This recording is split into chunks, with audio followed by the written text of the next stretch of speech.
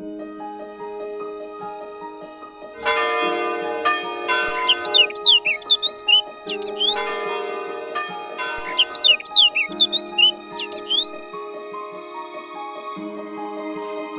gitna ng mundong ito na umiikot sa paramihan ng followers, pataasan ng sahod, at paghahanap ng forever, may isang grupo ng mga kababaihan na pinili ang kabaliktaran.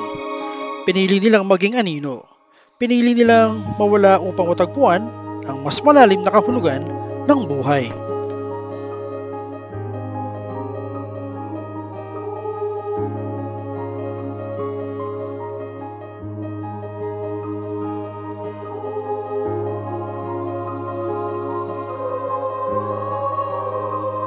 Hindi ito isang biglaang desisyon.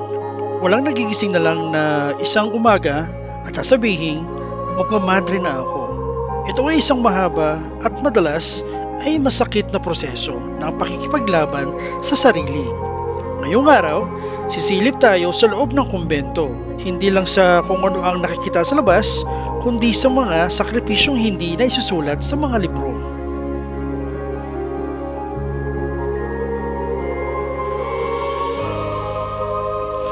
Ang unang sumpa ay ang kahirapan or poverty.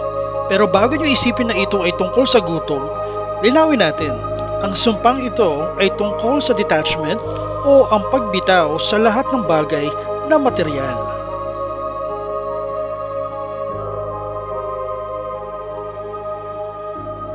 Isipin mo ito, nag-aral ka ng 4 na taon, kumuha ka ng board exam, naging lisensyadong nurse o guru ka sa labas.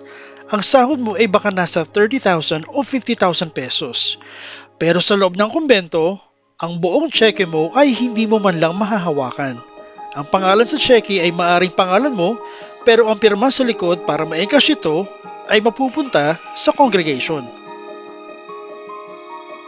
Paano kung gusto mo ng paborito mong shampoo o kailangan mo ng bagong underwear? Dito papasok ang tinatawag na common fund.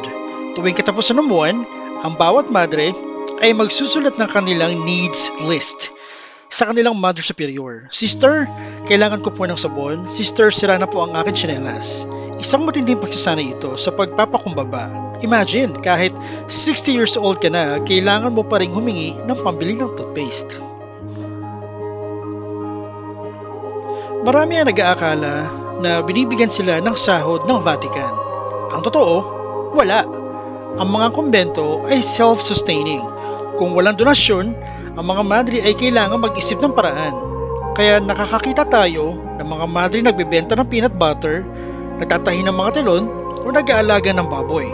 Ang kinikita nila noon ay pambayad sa kuryente at tubig ng simbahan.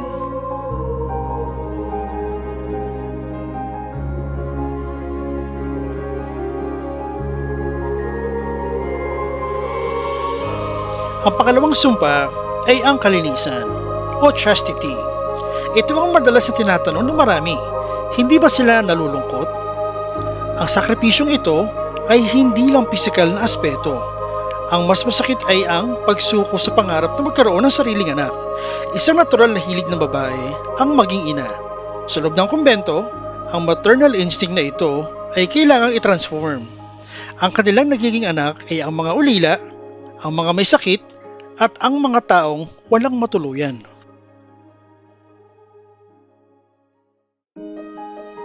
Trivia sa relationships. Bawal ba sila magka-crush? Tao lang sila, kaya nangyayari ito. Pero dito pumapasok ang disiplina. Ang tawag nila dito ay guardianship of the senses. Iniiwasan nila ang mga sitwasyon na maaari magpahina sa kanilang sumpa. Ang kanilang singsing ay hindi lang dekorasyon. Ito ay tanda na sila ay kasal kay Kristo. Ang bawat gabi ng pangungulila ay inaalay nila bilang panalangin para sa mga pamilyang nagkakawatak-watak sa labas.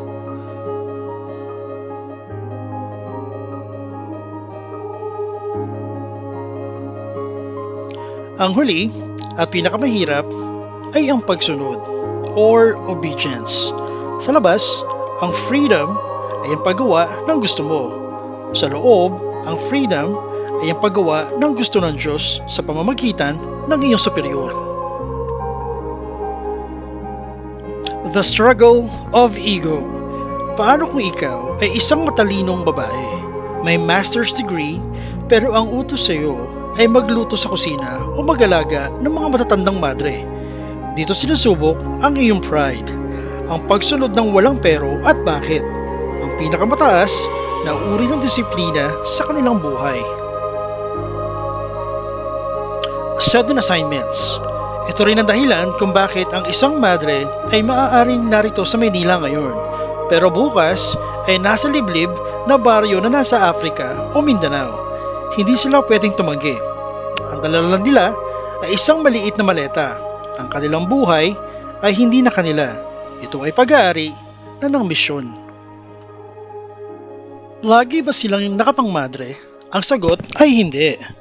May mga orders o grupo ng mga madre na pinapayagang mag-civilian clothes, lalo na kung ang trabaho nila ay nangangailangan ng pagkilos tulad ng mga social workers o mga misyonero sa bundok.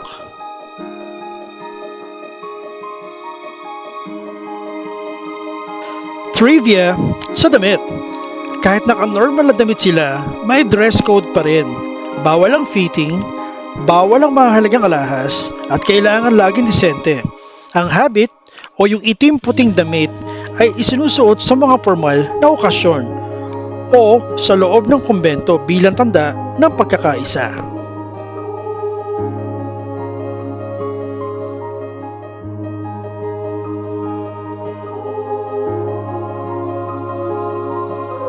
Trivia sa buhok. Alam nyo ba na sa ibang istriktong kumbento, pinuputol ng maikli ang buhok ng mga madre sa loob ng belo. Ito ay para hindi na sila madistract sa pag-ayos ng sarili at upang ipakita na ang ganda nila ay hindi na para sa tao kundi para sa Diyos.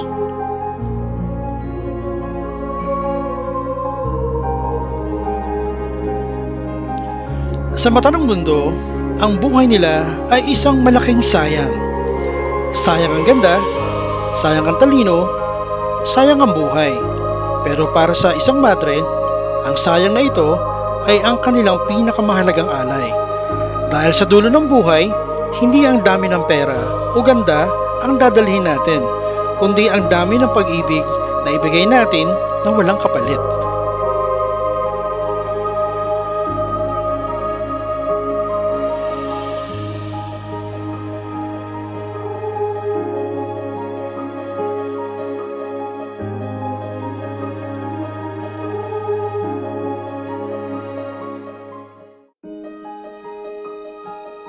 Salamat sa pagsama sa amin sa paglalakbay na hindi madalas pinapansin.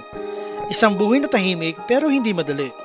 Kung may kahit isang bahagi ng kwentong ito ang huminto sa iyo at nagpaisip, i-like at share mo ang videong ito hindi para sa amin, kundi para sa mga buhay na bihirang ikwento. At kung gusto mo makarinig pa ng mga kwentong hindi popular pero totoo, mag-subscribe na dahil minsan, ang pananampalataya ay hindi sigaw kundi pananatili. Salamat mga ka-Mavericks!